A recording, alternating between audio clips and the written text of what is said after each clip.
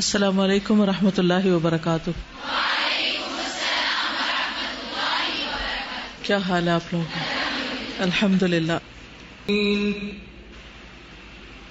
نحمدہ ونصلی علی رسولہ الکریم، اما بعد، فاعوذ باللہ من الشیطان الرجیم، بسم اللہ الرحمن الرحیم، رب اشرح لی صدری ویسر لی امری واحلل عقدۃ من لسانی یفقہوا قولی۔ اللہ سبحانہ و تعالیٰ جس پر سلام بھیجے اس کی خوش قسمتی کا کیا کہنا، پھر اس کے لیے کسی قسم کا کوئی غم، خوف اور پریشانی باقی نہیں رہتی۔ سلام علی ابراہیم، اسی لیے ہم درود شریف میں ہمیشہ آپ کا ذکر بھی کرتے ہیں، اللہم صلی علی محمد وعلی آل محمد کما صلیت علی ابراہیم۔ تو یہ جو صلیت ہے اس میں صلاۃ اور سلام آتا ہے، علی ابراہیم وعلی آل ابراہیم انک حمید مجید۔ اللہم بارک علی محمد وعلی آل محمد کما بارکت علی ابراہیم وعلی آل ابراہیم انک حمید مجید۔ تو اللہ سبحانہ وتعالیٰ کی صفت المجید ہے، اور اللہ سبحانہ وتعالیٰ نے اپنی خاص رحمت کے ساتھ حضرت ابراہیم اور اہل و عیال اور ان کی آل کو برکتیں عطا فرمائی۔ تو ہم نبی صلی اللہ علیہ وسلم اور آپ کی آل اور آپ کی ازواج اور آپ کے اہل بیت سب کے لیے اسی برکت کی دعا کرتے ہیں۔ یہ دعائیں کس کے حصے میں آتی ہیں؟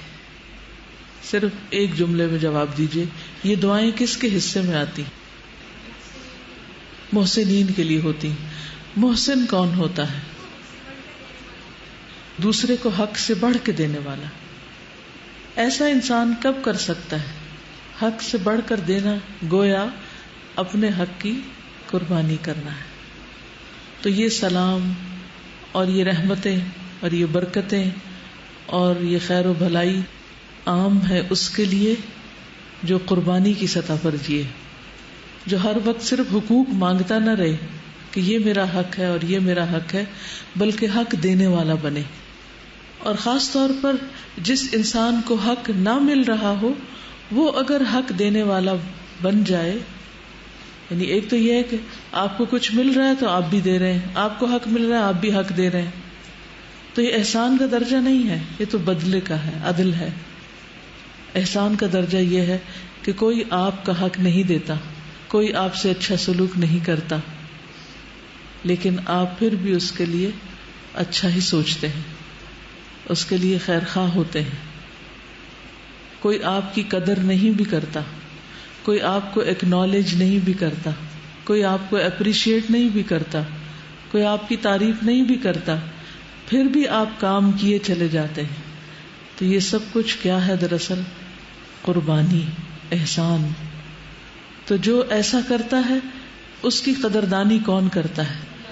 قربانی کرنے والے کی قدردانی اللہ سبحانہ و تعالیٰ فرماتے ہیں، اور اللہ کی طرف سے ایسے لوگوں پر سلامتی اور برکتیں اور رحمتیں نازل ہوتی ہیں۔ تو جس پر اللہ کی طرف سے رحمتیں نازل ہوں پھر اس کو کسی بھی چیز کی کمی نہیں ہوتی، نہ دنیا میں نہ آخرت میں۔ تو اس لیے ہماری ساری توجہ اس بات پر ہونی چاہیے کہ ہم کیا کر سکتے ہیں، ہم کسی کو کیا دے سکتے ہیں، ہم اللہ کے دین کے لیے کیا کر سکتے ہیں۔ اتفاق سے آج صبح کی جو میری تلاوت اس میں لن تنالوا البر حتی تنفقوا مما تحبون کی آیات تھی، اور اتفاق سے میرا بیٹا بھی ساتھ لیٹا ہوا تھا، تو میں تلاوت شروع کی تو کہتا کہ آپ مجھے ساتھ ساتھ ترجمہ بھی بتاتی جائیں۔ تو ایک تو کل کا لیکچر بیچ میں آ گیا، تھوڑا بہت اس کے پوائنٹس، اور دوسرا میں نے یہ دیکھا کہ لن تنالوا البر سے لے کر آگے کافی آیات جو ہیں ان میں امر بالمعروف اور نہی عن المنکر کا ذکر آتا ہے کہ یہی لوگ کامیاب ہونے والے ہیں، ایسے ہی لوگوں پر اللہ کی رحمتیں نازل ہونے والی ہیں۔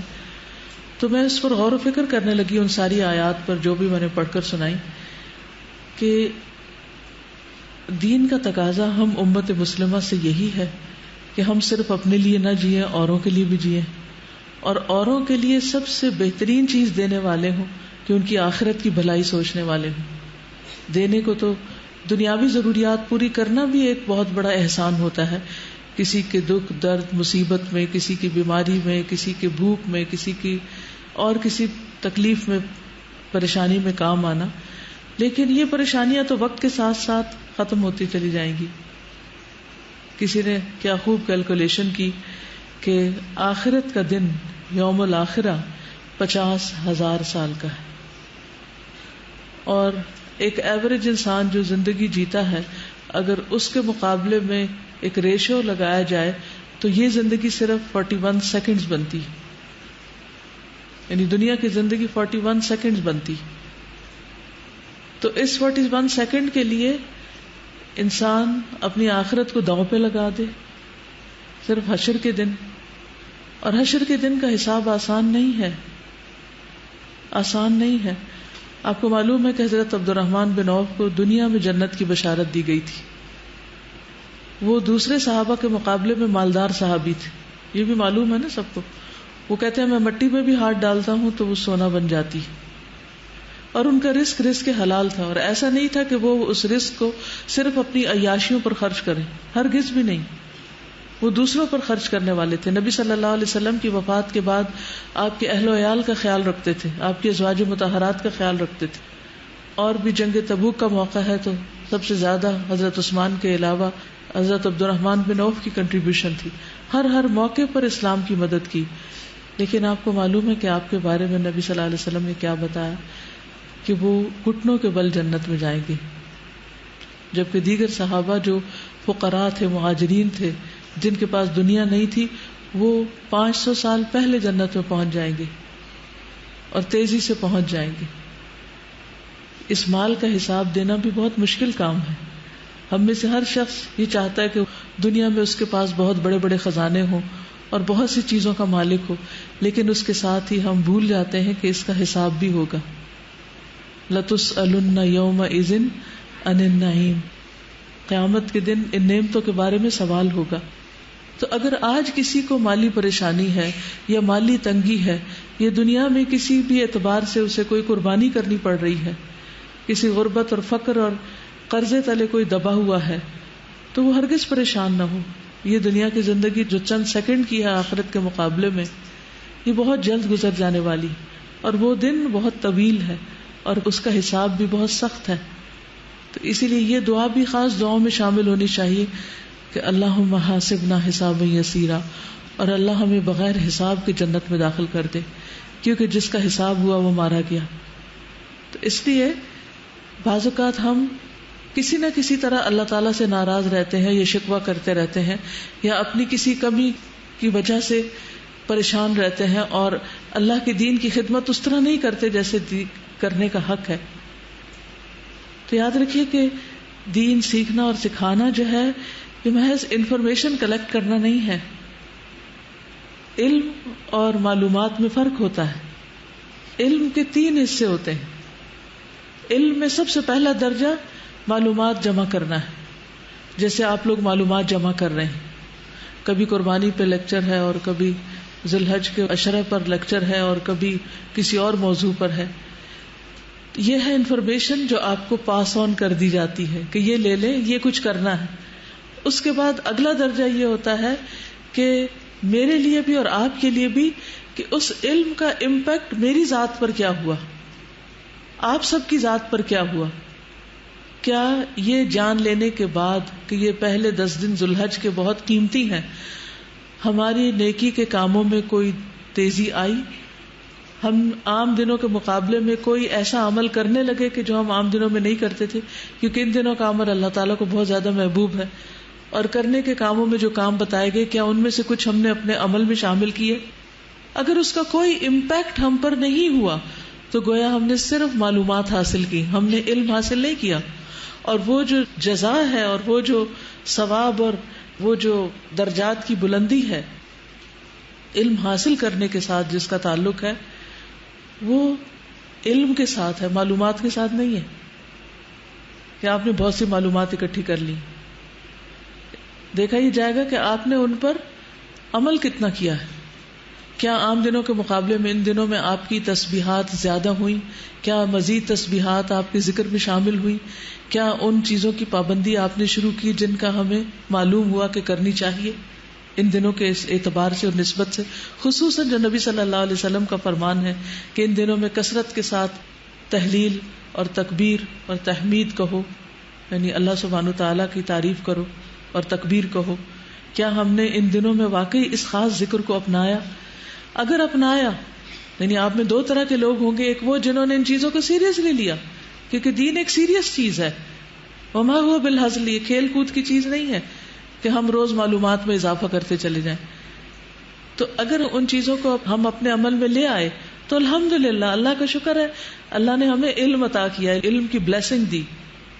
اور علم کا تیسرا درجہ ہے کہ اپنی معلومات اور اپنے عمل سے دوسرے لوگوں پر امپیکٹ ڈالنا، دوسرے لوگوں کو انفلوئنس کرنا. اب اس درجے پر اگر آپ دیکھیں اپنے آپ کو، تو کیا آپ کے عمل سے، آپ کے علم سے، آپ کے طریقے سے، کیا آپ کے گھر والوں پر، آپ کے دوستوں پر، آپ کے ماحول پر کوئی اثر پڑا؟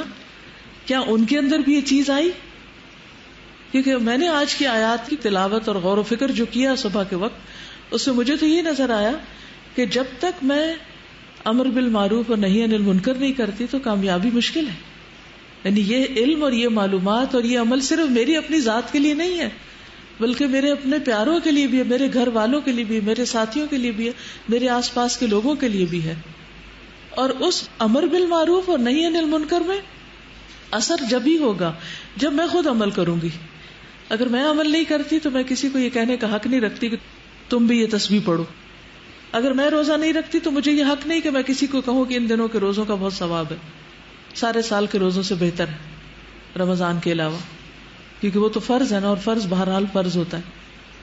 اگر میں خود صدقہ خیرات نہیں کرتی تو مجھے کسی کو یہ بتانے کا حق نہیں کہ میں کسی سے کہوں کہ تم صدقہ خیرات کرو.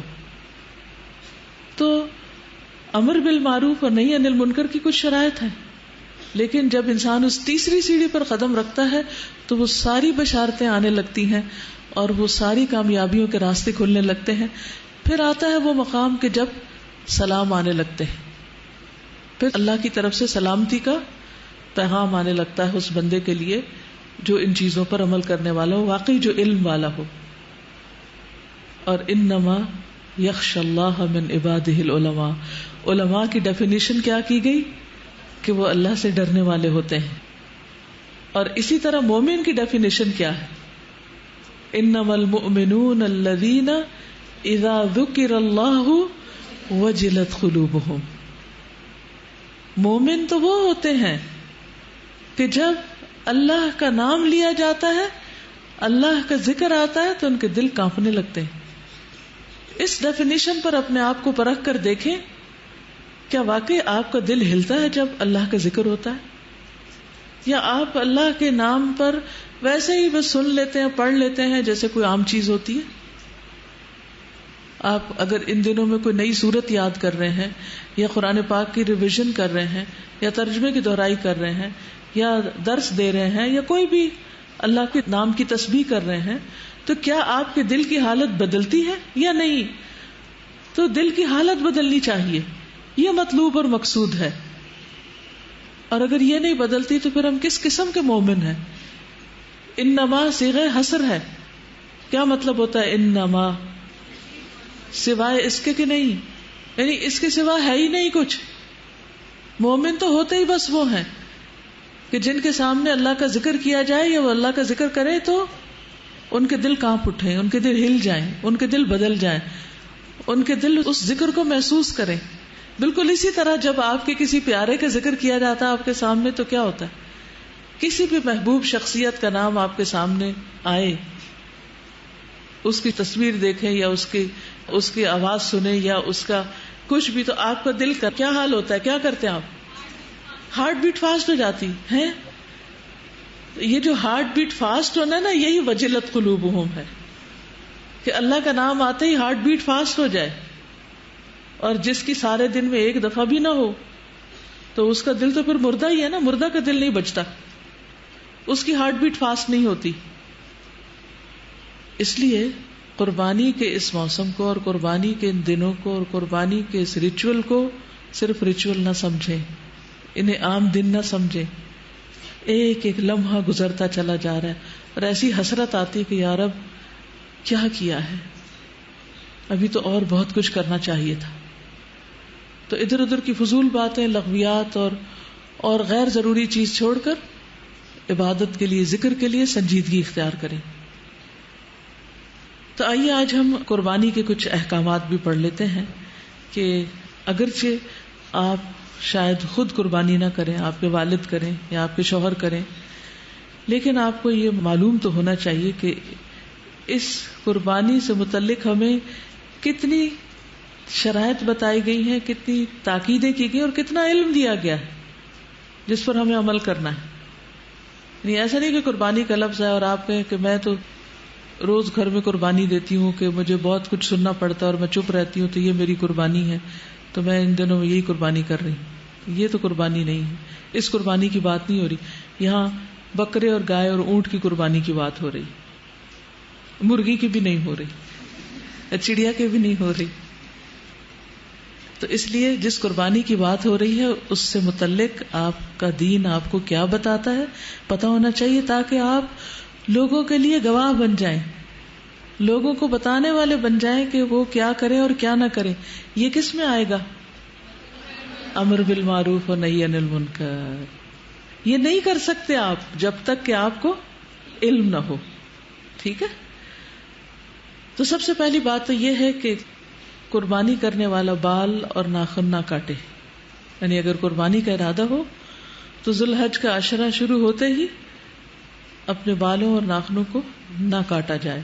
نبی صلی اللہ علیہ وسلم نے فرمایا جب ماہ ذی الحجہ شروع ہو جائے اور تم میں سے کسی کا قربانی کرنے کا ارادہ ہو، اور آپ نے عشرہ کا نام لیا، اذا دخلت العشر، تو وہ اپنے بالوں اور جلد میں سے کچھ نہ لے.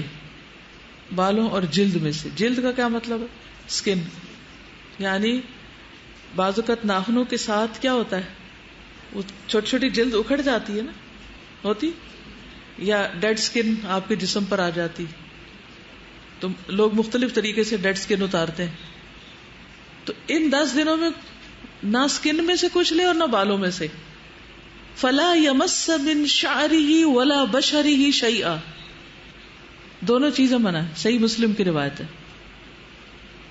پھر اسی طرح قربانی کا اجر چاہنے والا بھی بال اور ناخن نہ کاٹے. یعنی اگر ایک شخص قربانی نہیں کر سکتا تو وہ قربانی والوں کے ساتھ اجر میں کیسے شریک ہو، وہ قربانی کے دنوں میں کیا کاٹے، اس کے بارے میں آتا ہے.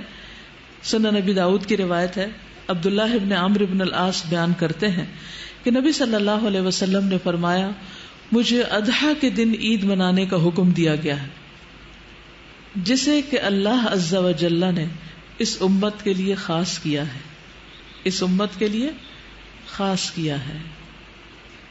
ایک آدمی نے کہا فرمائیے کہ اگر مجھے دودھ کے جانور کے سوا کوئی جانور نہ ملے، یعنی ایک میرے گھر میں گائے بندھی بھی ہے جس سے میں دودھ لیتا ہوں، اس کو بیچتا ہوں، میرا روزگار ہے، یا بچوں کو پلاتا ہوں، اور وہی ہے تو کیا میں اب اس کو ہی ذبح کر لوں؟ یا بکری ہے اور وہ دودھ دیتی ہے تو اب کیا کروں؟ یعنی آپ کے گھروں میں تو ایسا نہیں ہے، لیکن جن کے پاس اور وہ صرف ایک ہی ہو اور اسی پہ ان کا گزارا چل رہا ہو تو اس کے لیے تو بڑا امتحان ہے نا، کیا وہ بکری ذبح کر دے کہ نہ کرے؟ آپ نے فرمایا نہیں، وہ یہ بکری نہ ذبح کرے، دودھ والی بکری نہ ذبح کرے، بلکہ اپنے بال کاٹ لو. اب قربانی کا دن آ گیا تو کیا کرو؟ بکرا نہیں کاٹ سکتے، کیا کرو؟ بال کاٹ لو، ناخن کاٹ لو، مونچھیں تراش لو، زیر ناک کی یعنی انڈر آرمز اور انڈر لیگز کی صفائی کر لو. اللہ کے ہاں تمہاری یہی کامل قربانی ہوگی، کیونکہ یہ سنت ابراہیمی میں سے ہے، یعنی ختنہ کرنا اور مونچھیں تراشنا اور داڑھی کے بال بڑھانا اور باقی جسم کی صفائی کرنا. تو اس لیے عید کے دن انسان کو صاف ستھرا ہونا چاہیے. یہ نہیں 10 دن بھی نہیں کاٹے اور اس دن بھی اسمیل لے کے پھرتے رہیں، پھر یہ نہیں ہونا چاہیے. اپنے آپ کو صاف ستھرا کریں اور اس نیت کے ساتھ اب کریں گے. ٹھیک ہے؟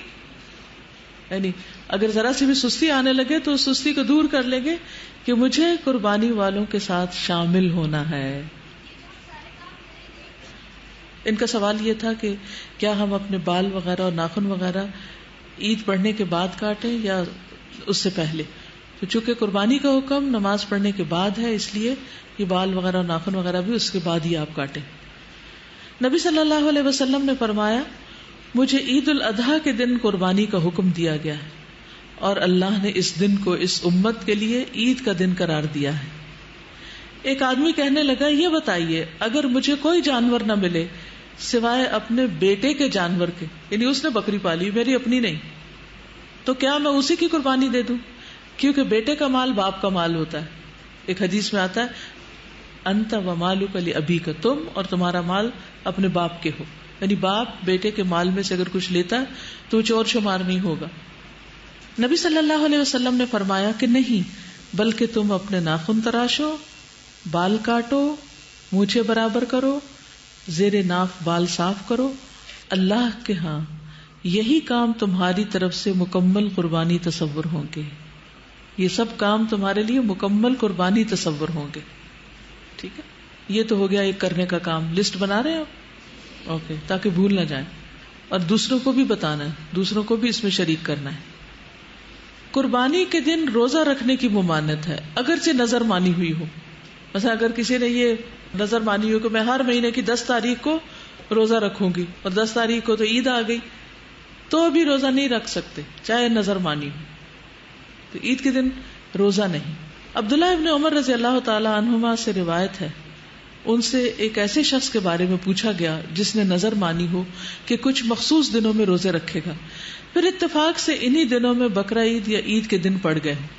عبداللہ ابن عمر نے کہا کہ تمہارے لیے رسول اللہ صلی اللہ علیہ وسلم کی زندگی بہترین نمونہ ہے، آپ بقرہ عید کے دن اور عید کے دن روزہ نہیں رکھتے تھے، اور نہ ان دنوں میں روزے کو جائز سمجھتے تھے۔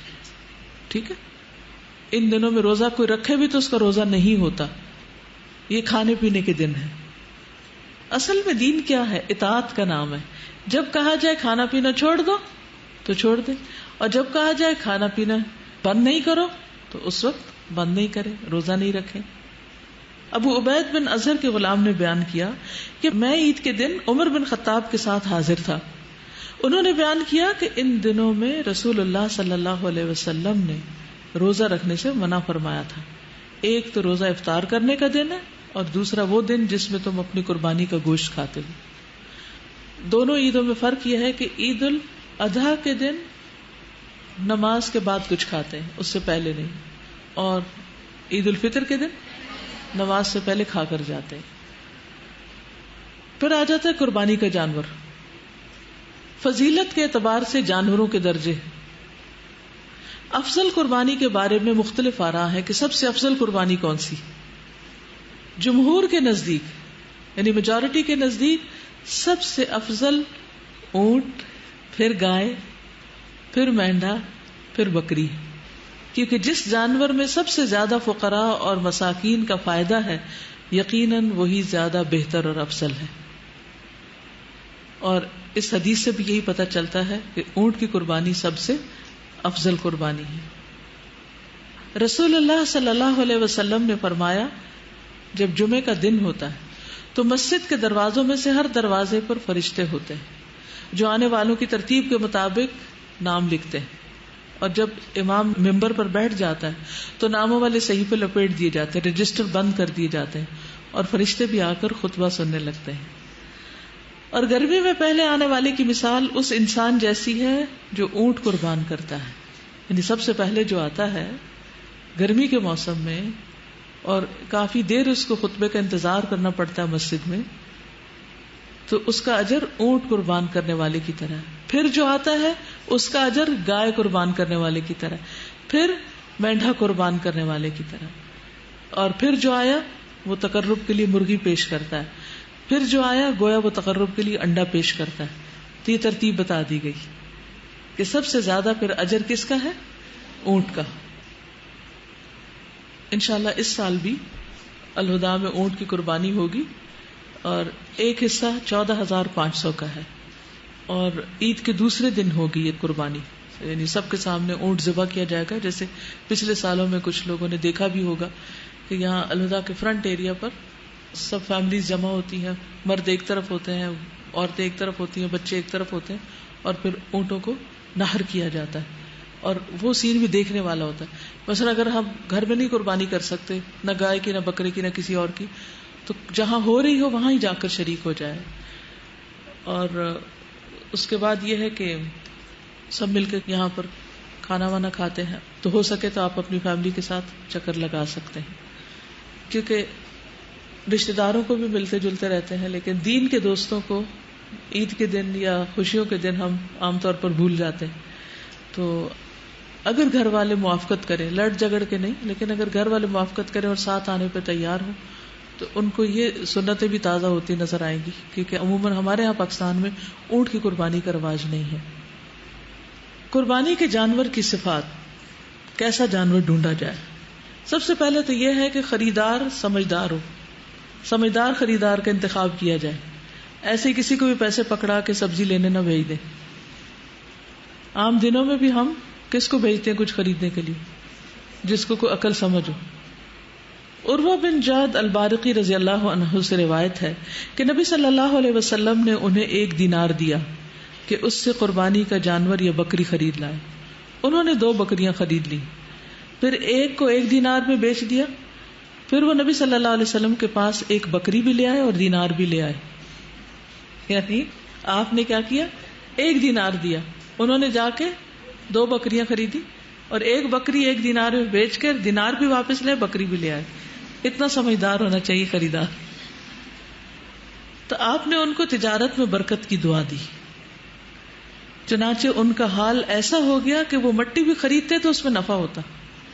نہیں، آپ نے خوش ہو کر دعا دی ان کو کہ اللہ تمہارے رزق میں، تمہارے مال میں برکت دے. پھر اسی طرح اس کا رنگ کیسا ہو؟ اس کا رنگ تو کوئی بھی ہو سکتا ہے، لیکن رسول اللہ صلی اللہ علیہ وسلم ایسا مینڈھا قربان کیا کرتے تھے جو سینگوں والا، نر یعنی میل، اور جو سیاہی میں دیکھتا، سیاہی میں کھاتا، سیاہی میں چلتا. سیاہی میں دیکھتا یعنی اس کی آنکھوں کے آس پاس کا حصہ کالا، سیاہی میں کھاتا یعنی اس کے منہ کا اگلا حصہ کالا، اور سیاہی میں چلتا یعنی اس کی پنڈلیاں کالی. تو ایسا بکرا یعنی قریب ترین مشابہت ہے. اگر ایسا مل جائے تو بہت اچھا ہے.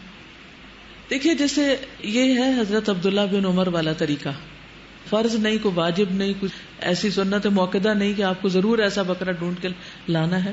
لیکن ایک سنت ہے جو حضرت عبداللہ بن عمر کی ہوتی تھی. وہ کیا کرتے تھے؟ وہ اتباع کرتے تھے.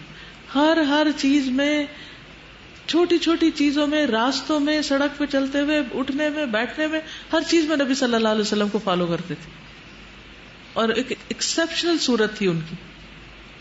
تو وہ ہوتے تو ایسا ہی خریدتے، ڈھونڈ کے لاتے ایسے. لیکن اگر ایسا نہ ملے تو پھر جو بھی ہو. ابو ہریرہ سے روایت ہے کہ رسول اللہ صلی اللہ علیہ وسلم نے فرمایا، خاکستری یعنی براؤنش رنگ کا جانور ذبح کرنا اللہ تعالیٰ کو 2 کالے رنگ کے جانور ذبح کرنے سے زیادہ محبوب ہے. یعنی پورا کالا بکرا جو ہم عام طور پر صدقے میں دیتے ہیں، اگر 2 بھی دیے جائیں اس کے مقابلے میں 1 براؤن زیادہ افضل ہے. یہ پتہ نہیں کہاں سے کالے بکرے کے صدقے کا رواج پڑا تھا. سمجھ آئی بات؟ یعنی ایک طرف 2 کالے بکرے اور ایک طرف 1 براؤن بکرا، زیادہ ثواب کس میں؟ براؤن میں. ٹھیک. تو اس لیے اگر کبھی صدقے کا بکرا بھی دینا ہو تو اس میں کالا رنگ نہ ڈھونڈے. ہاں، کالا رنگ صرف اس حد تک کہ جو منہ کے آگے ہو اور آنکھوں اور پاؤں کے بس. پھر یہ کہ 2 دانت والا ہو، 2 دانتا ہو. رسول اللہ صلی اللہ علیہ وسلم نے فرمایا صرف 2 دانتا جانور ہی ذبح کرو، سوائے اس کے کہ تمہارے لیے بہت مشکل ہو جائے تو بھیڑ کا جزع کو قربان کر سکتے ہو، یعنی بھیڑ کا بچہ قربان کر سکتے ہو. سائز درمیانہ ہو. یونس بن میسرہ بن حلبس نے کہا، میں اللہ کے رسول صلی اللہ علیہ وسلم کے صحابی ابو سعید الزرقی کے ساتھ قربانی کے جانور خریدنے کے لیے گیا. یونس بن میسرہ بیان کرتے ہیں کہ ابو سعید نے ایک ایسے مینڈے کی طرف اشارہ کیا جس کے کانوں اور گلے کا کچھ حصہ سیاہ تھا. وہ جسمانی طور پر نہ زیادہ اونچا تھا نہ پست تھا. انہوں نے فرمایا میرے لیے یہ خرید لو. گویا انہوں نے اسے رسول اللہ صلی اللہ علیہ وسلم کے مینڈے کے مشابہ قرار دیا کہ اس سے قریب تر ہے. یعنی اگر تینوں چیزیں نہ بھی ہو کالی تو ایک ہو جائے، دو ہو جائے، اور تین ہو جائے تو بہت اچھا ہے. اور اسی طرح یہ کہ بہت اونچے بڑے کی تلاش بھی ضروری نہیں ہے، درمیانے سائز کا بھی کافی ہے. ابو ہریرہ رضی اللہ عنہ سے روایت ہے کہ اللہ کے رسول صلی اللہ علیہ وسلم جب قربانی کا ارادہ فرماتے تو بڑے موٹے سینگ دار سفید اور سیاہ رنگ کے 2 خصی مینڈے خریدتے. ٹھیک ہے، یعنی خصی کرنا بکروں کو وہ ہوتا ہے جس میں وہ آگے بچے نہیں پیدا کر سکتے. ٹھیک. ابو سعید رضی اللہ عنہ بیان کرتے ہیں کہ رسول اللہ صلی اللہ علیہ وسلم ایسا مینڈا قربانی کیا کرتے تھے جو سینگوں والا اور نر غیر خصی ہوتا تھا. پھر اسی طرح جانور خریدتے وقت اچھی طرح دیکھ بھال کر لی جائے، غور سے دیکھا جائے. حضرت علی سے مروی ہے کہ جناب رسول اللہ صلی اللہ علیہ وسلم نے ہمیں حکم دیا کہ قربانی کے جانور کی آنکھ اور کان اچھی طرح دیکھ لیں. ایسے جانور کی قربانی سے منع فرمایا جس کا کان آگے یا پیچھے سے کٹا ہو، جس کو کٹ نہ لگا ہو، پھٹا ہوا نہ ہو، نہ اوپر سے اور نہ نیچے والی سائڈ سے لٹکنے والی طرف سے، یا اس میں سوراخ نہ ہو، یا وہ پھٹ نہ گیا ہو، یعنی کہیں سے بھی کٹ وغیرہ نہ لگا ہو، یا جسم کے دیگر اعضاء کٹے ہوئے نہ ہو. ٹھیک ہے، یعنی دیکھ بھال کے جانور خریدنا چاہیے. آنکھ بھی دیکھنی چاہیے، کان بھی دیکھنے چاہیے، دانت بھی دیکھنے چاہیے. صرف رنگ اور سائز دیکھ کے نہیں لے لیں. جانور لا کر اس کی خدمت کی جائے. حضرت عائشہ کہتی ہیں کہ رسول اللہ صلی اللہ علیہ وسلم بیت اللہ کی طرف ہدی بھیجتے تھے، یعنی خود تو نہیں جا سکتے تھے تو کیا کرتے ہیں، وہاں قربانی کے لیے جانور بھیج دیتے تھے. آپ لوگ بھی بھیج سکتے ہیں. میں اپنے دونوں ہاتھوں سے ان کے ہار بٹتی تھی، وہ علامت کے طور پر ان کے ہار بٹتی تھی، یعنی ان کے گلے میں جو چیز ڈالی جاتی تھی، رسیاں بٹ کے مختلف رنگوں کی یا مختلف خاص طریقے کی بٹائی، تو وہ اپنے ہاتھ سے بناتی تھی اور گلے میں ڈالتی تھی. جابر بن عبداللہ سے ہدی پر سواری کے بارے میں پوچھا گیا تو انہوں نے کہا، نبی صلی اللہ علیہ وسلم سے میں نے سنا آپ فرما رہے تھے جب اس کی ضرورت محسوس ہو تو سواری ملنے تک معروف طریقے سے اس پہ سواری کر سکتے ہو. مثلا آپ مکہ بھیج رہے ہیں جانور، آج کل تو لوگ گاڑیوں پہ سواری کرتے ہیں، لیکن اس زمانے میں لوگ اونٹوں پہ سواری کرتے تھے. تو اگر اونٹ قربانی کے لیے جا رہا ہے تو اس پہ سواری نہیں کرنی چاہیے. ہاں اگر کوئی اور جانور نہیں ہے تو سواری کر سکتے ہیں اور پھر وہاں جا کر اس کی قربانی بھی کی جا سکتی. پھر کون سا جانور جائز نہیں؟ نمبر 1، عیب دار، جس کا عیب ظاہر ہو. عبید بن فیروز کہتے ہیں میں نے برا بن عازب رضی اللہ عنہ سے سوال کیا قربانی میں کون سا جانور جائز نہیں؟ تو انہوں نے کہا رسول اللہ صلی اللہ علیہ وسلم ہم میں خطبہ دینے کے لیے کھڑے ہوئے، آپ نے 4 انگلیوں سے اشارہ فرمایا کہ 4 قسم کے جانور قربانی میں جائز نہیں. نمبر 1، کانا، آنکھ سے بینگا یا کانا، جس کا کانا پن ظاہر ہو، آنکھ صحیح نہ ہو، جس کی ٹیڑھی آنکھ کر کے دیکھے. نمبر 2، بیمار جس کی بیماری واضح ہو. بعض بکروں کو زکام لگا ہوا ہوتا ہے یا ان کا پیٹ خراب ہوتا ہے. لنگڑا جس کا لنگڑا پن ظاہر ہو اور انتہائی کمزور کہ اس کی ہڈی میں گودا نہ ہو، یعنی اوپر سے اس کی پسلیاں بھی دکھ رہی ہوں، تو ایسا جانور قربان نہ کریں. میں نے کہا مجھے ایسا جانور بھی ناپسند ہے جس کے دانت میں عیب ہو، یعنی دانت ٹوٹا ہوا ہو. برا کہتے ہیں جو تمہیں ناپسند ہو تو اسے تم چھوڑ دو مگر دوسروں کے لیے حرام نہ ٹھہراؤ، کیونکہ نبی صلی اللہ علیہ وسلم نے 4 چیزوں سے ہی روکا ہے. پھر اسی طرح ایک اور روایت میں آتا ہے نبی صلی اللہ علیہ وسلم نے سینگ یا کان کٹے ہوئے جانور کی قربانی سے منع فرمایا، یعنی سینگ نہ ٹوٹا ہوا ہو، کان نہ کٹا ہوا ہو. وہ جانور جس کا نصف یا اس سے زیادہ کان کٹا ہوا ہو وہ منع ہے. اگر چھوٹا موٹا کہیں ٹک ٹک لگ گیا تو کوئی بات نہیں. کتنے جانور قربان کیے جائیں، یعنی حاجیوں کے علاوہ. ٹھیک ہے، حاجی تو زیادہ کر سکتے ہیں. نبی صلی اللہ علیہ وسلم نے کتنے کیے تھے؟ 100 اونٹ، جن میں سے 63 آپ نے اپنے ہاتھ سے نحر کیے تھے. کل میں نے ایک ویڈیو کلپ دیکھا جس میں ایک شخص نے کئی اونٹوں کو نحر کیا. اس میں وہ اونٹوں کی پوری لائن جو تھی وہ دیوار کی طرف منہ کر کے کھڑی ہوتی، اور جو قربانی کرنے والا تھا وہ بس باری باری ایک اونٹ کو اس کے سامنے لایا جاتا، اس کو نحر کرتا، پھر اگلے کو کرتا، پھر اگلے کو. تو اس کو دیکھ کر وہ فوراً کرتا چلا جا رہا تھا. تو میں یہ سوچ رہی تھی کہ نبی صلی اللہ علیہ وسلم کی طاقت تو اس سے بھی کہیں زیادہ تھی، تو آپ کے لیے 63 کرنا کچھ مشکل نہیں تھا. ہماری بازوؤں میں کچھ جان ہے. ہمیں تو اگر کہا جائے نا 63 گلاس اٹھا کے یہاں سے وہاں رکھ دو تو ہم کیا کریں؟ ہم تھک گئے، ہمارے بازو اکڑ گئے، تو بازو شل ہو گئے. تو کتنے بکرے ذبح کرنے چاہیے گھر میں؟ رسول اللہ صلی اللہ علیہ وسلم نے فرمایا، اے لوگو، ہر سال ہر گھر والوں پر ایک قربانی لازم ہے. ہر سال ہر گھر والوں پر ایک قربانی لازم ہے. یہ سب کو اس میں شریک کر سکتے ہیں. ایک بکری کا سب گھر والوں کی طرف سے کفایت کر جانا. عطا بن یسار بیان کرتے ہیں، میں نے ابو ایوب سے پوچھا کہ رسول اللہ صلی اللہ علیہ وسلم کے زمانے میں قربانیاں کیسے ہوا کرتی تھیں؟ انہوں نے فرمایا، ایک آدمی اپنے اور اپنے گھر والوں کی طرف سے ایک بکری قربانی کیا کرتا تھا. اس سے خود بھی کھاتے، لوگوں کو بھی کھلاتے، یہاں تک کہ لوگ فخر کرنے لگے. اور اس طرح تم آج کل دیکھ رہے ہو. اور آج کل بھی لوگ قربانی کے جانوروں پر فخر کرتے ہیں، ہم اتنے کر رہے ہیں، اور پھر ان کو لا کے مینڈوں اور دمبوں کے اوپر عید مبارک لکھتے ہیں، اور ان کو مہندی لگاتے ہیں، اور ان کو پھولوں کے ہار پہناتے ہیں، ان کی تصویر اتار کے فیس بک پہ ڈالتے ہیں. انا للہ و انا الیہ راجعون. یہ کہہ رہی تھی کہ ایک ٹاک شو ہو رہا تھا ریسنٹلی، اس میں ڈیزائنرز نے قربانی کے جانوروں کے دوپٹے بنائے ہیں جن کی قیمت 25,000 اور اس سے شروع ہو رہی ہے. اس سے ایک اور بکرا آ سکتا. اور اب بھی تھار میں، سندھ کے اندرونی علاقوں میں، کئی گاؤں دیہاتوں میں لوگ سارا سال گوشت نہیں کھا سکتے. تو اگر آپ کے پاس ایک اور بکرے کے پیسے تو ان کے لیے کچھ بھیج دیجیے. وہ کہہ رہی ہے کہ کچھ لوگ ان کو چاندی کا زیور بھی پہناتے ہیں، تو پھر بعد میں کیا کرتے ہیں؟ اگلے سال کے لیے رکھ لیتے ہیں، یا پھر وہ بھی ساتھ دے دیتے شو آف کرنے کے لیے کہ وہ بچتا بھی ہوگا ساتھ، سامری کے بچڑے کی طرح. ان کا بس چلے تو سونے کا بچڑا بنا دیں. بنی اسرائیل سے کہیں پیچھے رہیں گے. صحابہ کی سنت بھی یہی تھی. عبداللہ ابن ہشام، جنہوں نے صحابہ کا زمانہ پایا، یعنی تابعی تھے، وہ اپنے تمام گھر والوں کی طرف سے ایک ہی بکری قربانی کیا کرتے تھے. ابو بکر اور عمر رضی اللہ تعالیٰ عنہ کے بارے میں مروی ہے کہ وہ دونوں اپنے گھر والوں کی طرف سے قربانی نہیں کرتے تھے، اس ڈر سے کہ کہیں اسے واجب نہ سمجھ لیا جائے. یعنی ایک میں ہی سب کو شریک کرتے تھے، الگ الگ نہیں کہ یہ امی کی، ابا کی، یہ فلاں کی، فلاں کی. ایسا نہیں کرتے تھے کہ کہیں ایسا نہ ہو کہ ان کے طرز عمل کو دیکھ کر اور لوگ بھی یہ شروع کر دیں. یعنی اتنا سمپل بنایا گیا ہے اس کو تاکہ لوگوں کے لیے مشکل نہ ہو.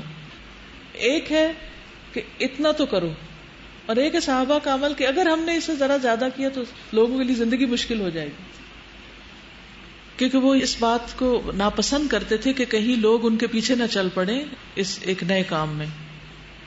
ابو مسعود انصاری، یہ صحابی ہیں، کہتے ہیں کہ میں خوشحال ہونے کے باوجود اس ڈر سے قربانی چھوڑ دیتا ہوں کہ کہیں میرے پڑوسی یہ نہ سمجھ لیں کہ یہ مجھ پر واجب ہے. تو اب ہماری تو کوئی پیروی کرنے والا نہیں ہے، اس لیے. ابو سریحہ نے فرمایا، میرے گھر والوں نے مجھے غلط کام پر مجبور کر دیا جبکہ مجھے سنت طریقہ معلوم ہے. ایک گھر والے ایک بکری یا 2 بکریاں ذبح کیا کرتے تھے. اب تو اگر ہم ایک بکری کی قربانی دیں تو ہمارے ہمسائے ہمیں بخیل کہتے ہیں کہ یہ بہت کنجوس ہے. یعنی ان کے زمانے میں یہ چیز مشہور ہو گئی تھی، جو ایک کرتا ہے اس نے تو کچھ کیا ہی نہیں. پھر ہے کسی اور کی طرف سے قربانی کرنا. کسی اور کی طرف سے قربانی کرنا، جی ہاں، کیا کی جا سکتی؟ جی ہاں. حضرت عائشہ کا بیان ہے کہ ہمارے پاس قربانی کے دن گوشت لایا گیا تو میں نے پوچھا کہ یہ کیا ہے.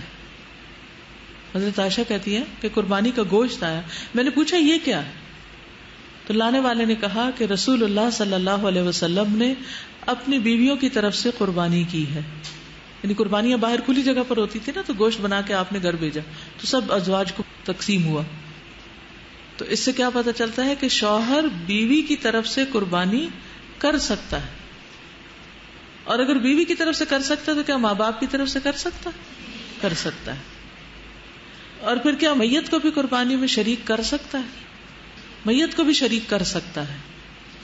یعنی اگر انسان یہ نیت کر لے کہ یہ قربانی میری طرف سے، میرے والدین کی طرف سے جو زندہ ہیں یا جو فوت ہو چکے ہیں ان سب کی طرف سے، میرے بچوں کی طرف سے ہے، تو ایسا کیا جا سکتا ہے، چاہے ایک بکری کیوں نہ، سب کو ثواب میں شریک کر لیا جائے. جی ابو ہریرہ رضی اللہ عنہ سے روایت ہے کہ اللہ کے رسول صلی اللہ علیہ وسلم جب قربانی کا ارادہ فرماتے تو 2 بڑے موٹے سینگ دار سفید اور سیاہ رنگ کے خصی مینڈے خریدتے. ان میں سے ایک اپنی امت کے ان افراد کی طرف سے ذبح کرتے جو اللہ کے ایک ہونے اور رسول اللہ صلی اللہ علیہ وسلم کے احکامات پہنچانے کی گواہی دیں، یعنی جو شہادتین پڑھیں. اور دوسرا اپنی طرف سے اور اپنی آل کی طرف سے ذبح کرتے تھے، یعنی اپنے گھر والوں کی طرف سے، ایک اتباع کی طرف سے اور ایک آل کی طرف سے. تو اس سے کیا پتہ چلتا ہے کہ دوسروں کو قربانی میں شریک کیا جا سکتا ہے، لیکن جو گھر والوں کی ہے وہ گھر والوں کی ہے. آپ یہ نہیں کہہ سکتے یہ میرے گھر والوں کی طرف سے بھی اور فلاں فلاں دوست کی طرف سے، کیونکہ آپ کی سنت کیا بتا رہی؟ ایک بکرا آپ کیا کرتے؟ اپنی طرف سے، اپنے خاندان والوں کی طرف سے کرتے، اور دوسرا امت کی طرف سے. ایک آل اور ایک امت کی طرف سے.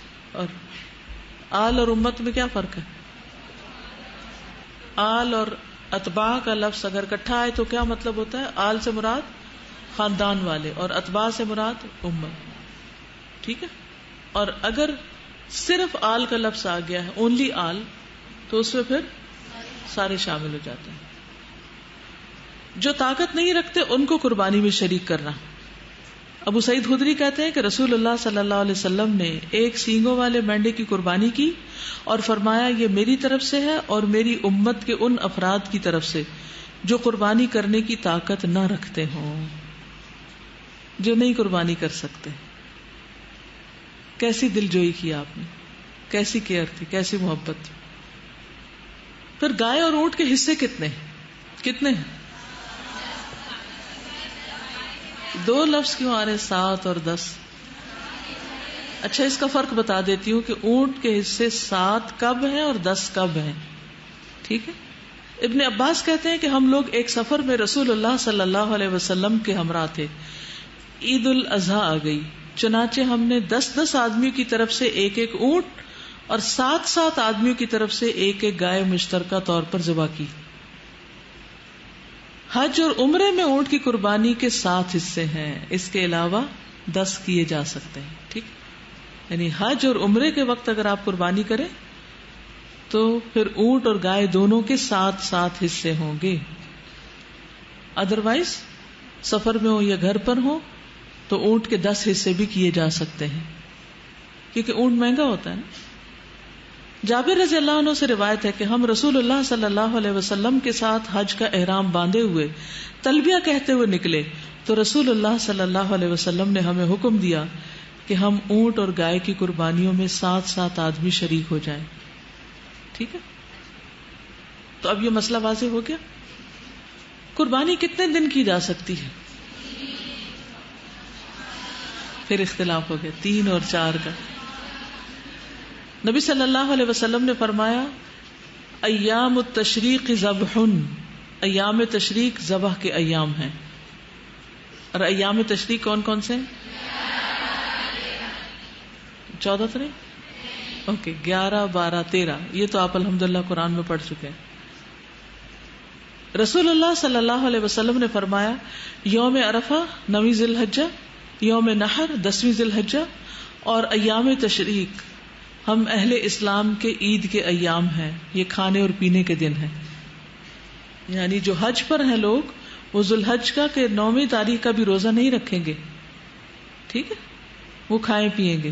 اور 10 تاریخ کو عید ہوگی اور 10 کے بعد 3 اگلے دن بھی جو حاجی ہیں وہ نہر کر سکتے ہیں یا قربانی کر سکتے ہیں. نبیشہ حذلی رضی اللہ عنہ بیان کرتے ہیں کہ رسول اللہ صلی اللہ علیہ وسلم نے فرمایا ہم نے تم لوگوں کو قربانیوں کا گوشت 3 دن سے زیادہ رکھنے سے اس لیے منع کیا تھا کہ تم سب کو گوشت پہنچ جائے. اب اللہ تعالیٰ نے تمہیں وسعت دے دی ہے، غنی کر دیا ہے، پس کھاؤ، ذخیرہ کرو اور اجر کماؤ. خبردار یہ دن کھانے پینے اور اللہ کا ذکر کرنے کے دن ہیں. تو اس سے یہ پتہ چلتا ہے کہ قربانی کے ایام بھی اللہ کے ذکر کے ایام ہیں، ان میں بھی تکبیرات پڑھتے رہنا ہے. ٹھیک ہے، اور کھانا پینا ہے، روزہ نہیں رکھنا ہے. یہ مطلب ہے. غیر حاجی 9 تاریخ کو روزہ رکھ سکتے ہیں اور اس روزے کا ثواب کیا ہے؟ 2 سال کے گناہوں کی معافی. انشاءاللہ جمعے کے دن جبکہ عرفہ کا دن ہوگا، اس دن میں عرفہ کے دن کے بارے میں آپ کو چھوٹی سی ٹاک دوں گی کہ اس دن کی فضیلت کیا ہے اور اس دن میں کیا کیا ہوا تھا، یعنی تاریخی حیثیت تھوڑی سی اور کچھ اذکار وغیرہ. قربانی کا وقت، پہلے نماز پھر اس کے بعد قربانی. جس نے نماز سے پہلے قربانی کی اس کی قربانی نہیں. ابو بردہ کہتے ہیں ایک مرتبہ میں نے عید کی نماز نبی صلی اللہ علیہ وسلم کے ہمراہ پڑھی. پیچھے سے میری بیوی نے قربانی کا جانور پکڑ کر اسے ذبح کر لیا اور کھانا تیار کر لیا.